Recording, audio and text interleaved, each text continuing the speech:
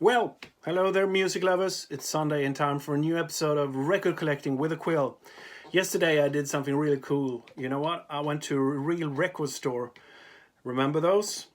I haven't been to a real record store, I think, in almost a year. So yesterday I made a little field trip because in the town where I live here in Sweden, we don't have any real record stores. So I had to make a little field trip to a nearby village about half an hour away from where I live, and visited this really cool record store run by a friend of ours called Niklas, and it's a cool place called Dackes Vinyl in Virserum for all you Swedes. Really cool place. Check it out if you're in the area. Anyway, I found some really cool stuff, and it was just nice being in a record store, just like going through all the crates and finding some really cool stuff. So I bought, I think, 13 albums just out of pure joy being there, and I didn't want to leave.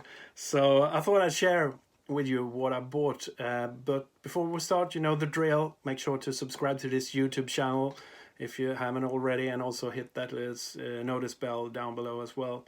And as usual, I will put tracks from all the albums I show here on the Spotify playlist. You find a link below as well. So check it out if there's something you might be interested in listening to. Well, enough of the rambling. Let's go to the important stuff, the records. The first one I got was this one, Grin, with Nils Lofgren, Gone Crazy. This is their fourth album and the last one they did in 1973. I'm really fond of this band. They made some really cool stuff, and I really enjoy Nils singing and guitar playing as well. As most of you know, he's been in Bruce Springsteen's E Street Band since the mid-80s. But he's done some really cool stuff as a solo artist as well. And this one's really cool, really trippy cover. Fold out. If the album is called Gone Crazy, I guess you must have a cover that's kind of crazy as well, and you can see Lofgren doing his famous backflip on the cover as well. I just listened to one track today, and it sounds really good. I'll get into it a little bit deeper later on. Also, I got a bunch of Bob Dylan albums. I got this one, Highway 61 Revisited. For some reason I started listening to Bob Dylan in the early 90s, and I started out buying I think I have most of his collection of albums, but I have them all on CD, so I've been starting to buy them on vinyl now instead. So I found a cool copy. It's not any original or anything, but it's a cool listening copy of Highway 61. Also got this one, Blonde on Blonde. Probably one of the best albums ever. Also a reissue from, I think, late 70s or early 80s, but it's got the fold out as well. Cool one. That's a great album. I also got Slow Train Coming, the one he did with Mark Knopfler on guitar. His first Christian album, I believe. There's some cool stuff on that one as well. I have a little bit of a hard time with all the backing vocals on a couple of albums. I think they're kind of out of place, but I guess they were okay for its time, and it's kind of typical for the late 70s, early 80s. But anyway, there's some cool stuff on this one as well. And I also got this one, which is a great Bob Dylan album of Mercy, produced by Daniel Lanois, and returned to form after some bad albums in the 80s. But this is a cool one. If you haven't heard it, check it out. I also got a really nice, I'm really fond of Elton John, and I got a really nice early copy of Tumbleweed Connection. It was it's a fold out, and you also have, it's a booklet in the fold out, so you have all the lyrics and stuff as well. Really cool. Elton John is kind of, I don't know, I wouldn't say forgotten, but the stuff he did in the 70s, he made so much great stuff in a short period of time. And I really enjoy all those albums he did. This one was a really cool. I don't think you can see it, but it's almost like a leather kind of finish to the cover. It's a really cool one.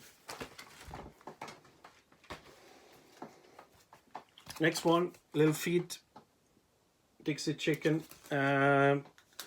Also a band I've been rambling about before that I really enjoy.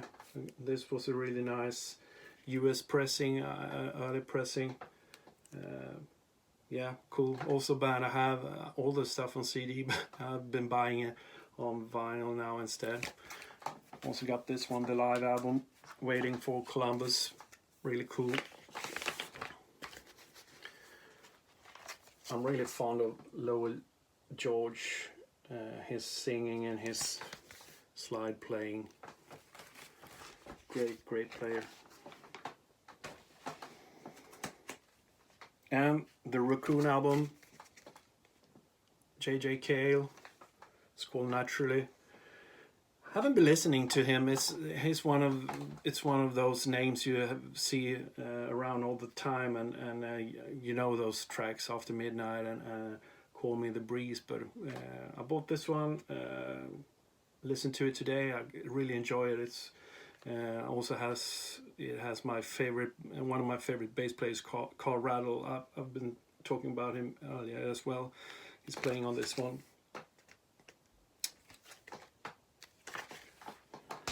And of course, I can't go anywhere without buying Kiss albums. I got this one, Asylum, and the interesting thing, it was a Canadian pressing, so it's actually got a unique label for the Asylum album in Canada. So I had to buy that one since I didn't have it. And you know, if it's Kiss related and I don't have it, I had to buy it. And I bought a couple of Swedish albums as well. This one, for all you Swedes, he is Ulf Lundell, Rap, it's called. He's kind of like Swedish Bruce Springsteen, I guess.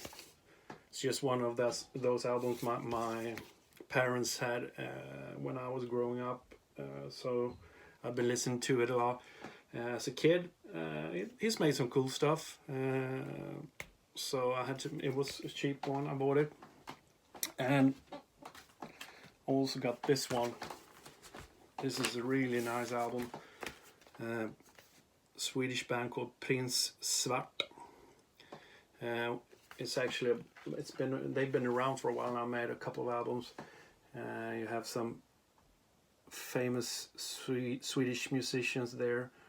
You have the guitarist from the Poodles, you have the drummer from Grand Magus, and a couple of other guys who's also been in a bunch of bands, both internationally and here in Sweden.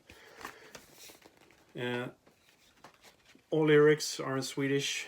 It's heavy rock, really nice presentation as well. It's well played.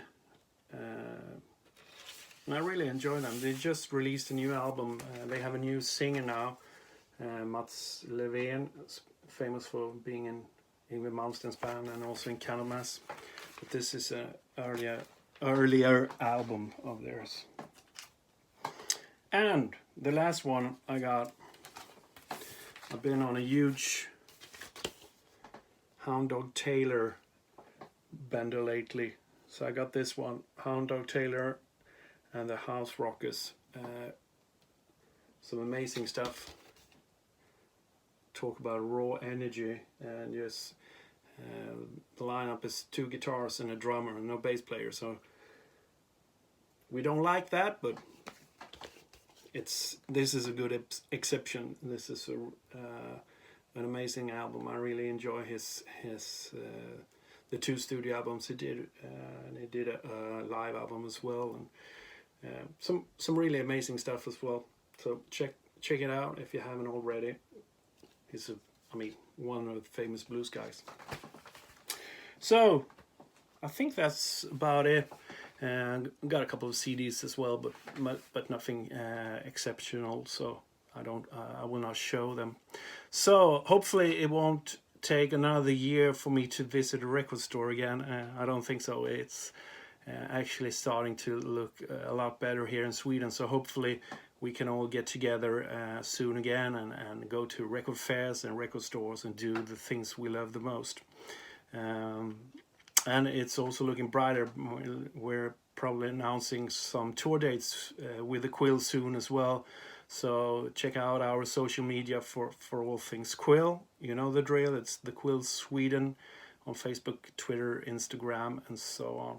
So that's it for today. I will just sit here now and start like listening to all these albums. I have a lot of great stuff to listen to. As I said, it's 13 albums, so I probably won't make it to work until probably like Tuesday or Wednesday or something. I don't know. Nah, just kidding. See you all next week. Thanks for tuning in. And as I said, tracks from all the albums on the Spotify playlist. So check it out. Cheers. Bye for now.